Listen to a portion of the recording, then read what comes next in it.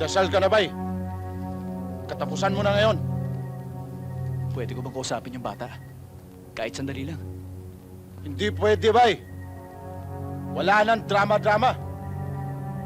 Pinahirapan mo ko. Cebuano ka ba? Dabaw gyud. Dabawan ako, no? Sa Agdaw ba? Area 7? Taga-diin ka. Agdaw din. Nilulukong ba ako? Dili man. Tagal-Bisoy ah. Binibindisyonan pa yun eh. Anak ko ni Nong Simo. Doon ba sa dulo? Sa lupa ni Villarreal? Sus, Ginoo. Parintis kita. Yung asawa ko, kapatid ng pinsan ng asawa ni Mang Simo. Sinay Gunding ba? Nanay ko na, Uncle. Paano ba to? Wala naman ako kasalanan eh. Driver lang ako. Tay ka. Ayusin ko to. Akong bahala. Ano ba? Ang tagal-tagal naman yan.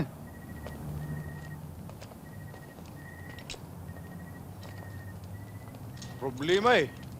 Ano ba ang problema? Yayarihin mo lang naman to. Kamag-anak ko pala to eh. Ano kamag-anak? Dito, walang kamag-anak sa atin. Di pwede. Malaki yung utang loob ko sa nanay nito eh. Ba ulo mo? Bagay lang sa atin mo kaya. Ako nang titira dyan eh. Maatraso na tayo. Subukan nyo! Tayo tayo magpapatayan! Sige. Sige. Sige, subukan nyo! Ano yan? Baba mo! Baba mo! Tayo magkakasama magpapatayan? Ha?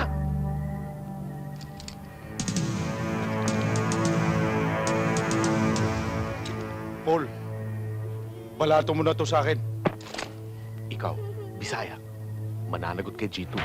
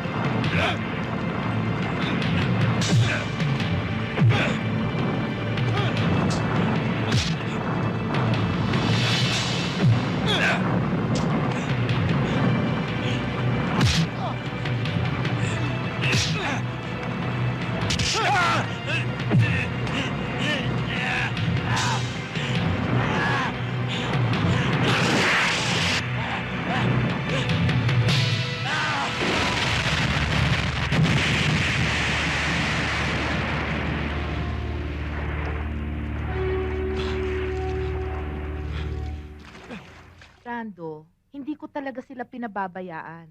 Naghahanap pa nga ako ng relocation area para sa kanila.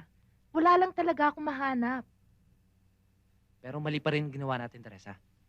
Dapat inayos muna natin malilipatan nila bago natin sila pinaalis. Pero hindi ba ikaw itong nagmamadali? Hindi ba sabi mo kailangan ng nanay mo ng pera? Ang galing mo rin naman, ano? Ano bang pakialam mo kung may titirahan sila? Wala. Ikaw nga, may tirahan ka na, may pera ka pa.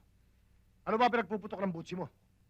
Kahit ganito lang ho ako, marunong din ako magpahalaga sa mga kasama ko. Marunong ka pala magpahalaga. Bakit mo pinaalis?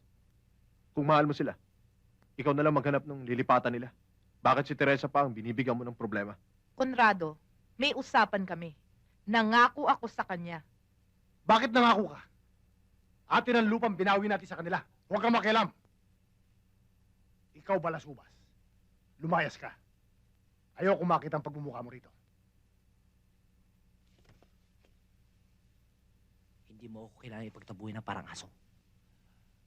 Kapag hindi kayo tumupad sa usapan, sinisiguro ko, may masamang mangyayari.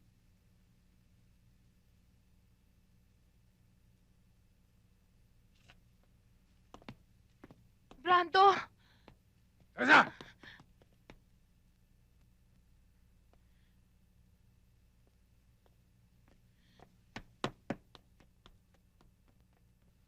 Mga kasama, alam kong mali ang ginawa ko. Pero buhay ng ina ko nakataya noon. Wala akong pera magagamit para maoperahan siya. Laban man sa kalooban ko. Ginawan ko kayo na masama. Kung ipinagpalit ko man kayo para sa kapakanan ng nanay ko, at mas minalaga ko ang buhay ng ina ko kaysa sa inyo, patawarin niyo ako. Mga kasama, kung paniniwalaan niyo pa ako, may gusto akong sabihin sa inyo. Iisa ako, marami kayo. Pinangangako ko na kapag hindi nila kayo binigyan ng maayos na malilipatan, ibabalik ko kayo sa dati nating lugar. Brando, ikaw na lang pag-asa namin. Di ba mga kasama? Oo! Brando, pasensya ka na sa mga pagkukulang ko. Ako pa naman ang dapat na kauna-unahang umunawa sa'yo. Hindi man lamang kita binigyan ng pagkakataong makapagpaliwanag. Patawarin mo ako sa mga sinabi kong masakit sa'yo. Wala yon, Chairman. Naintindihan ko kayo. Siya nga pala. Ito yung natira sa ibinayad nila sa akin. Kailangan nyo to. Gamitin nyo para sa mga kalugar natin.